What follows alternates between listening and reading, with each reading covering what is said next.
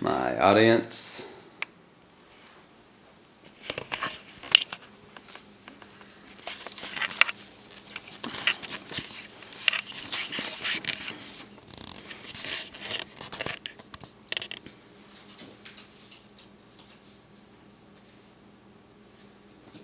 The article Poverty Stats and Facts by Nut Shah stated that 80% of the world population lives on less than $10 a day.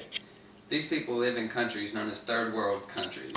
In 2007, the United Nations published the Millennium Development Goals report that stated 72 million children in third world countries of primary school age were no longer in school. This lack of education leaves many of these children the only options of growing up and becoming criminals, beggars, or prostitutes. These lifestyles do not contribute at all to an economy, but further cripple an economy. They also produce devastated personal and spiritual lives. Isaiah 58:10 says that if you pour out yourselves on behalf of the hungry and you satisfy the needs of the oppressed, then your light will rise in the darkness. God desires that His light be shown through the darkness of the world, and one way that He expects that to happen is that His people will reach out to the needy. My name is Aaron LaRue, and I've spent time in different third world countries, and I've seen some of the failed and failing proposed solutions to poverty, and I've seen the problems that they cause. But I've also seen poverty be defeated one life at a time. The secret to solving the physical and the spiritual needs expressed by third world countries won't be found until Christians and Christian organizations learn that it's not going to be solved by spending money, but by spending time.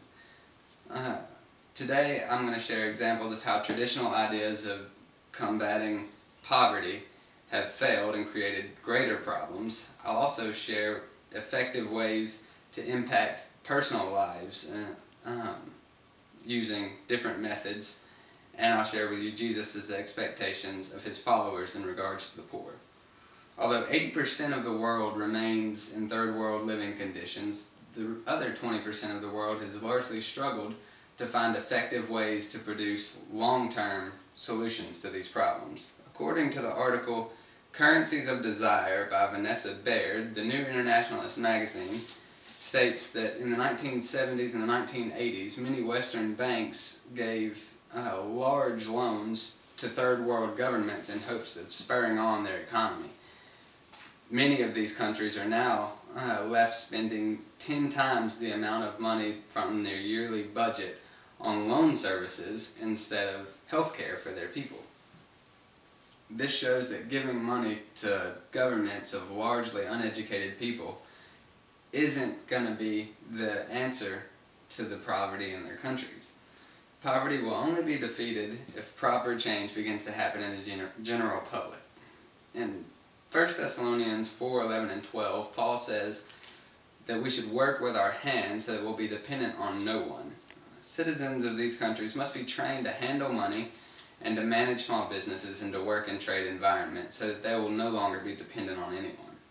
I've seen a number of women turn from prostitution because someone finally took the time to teach them a trade.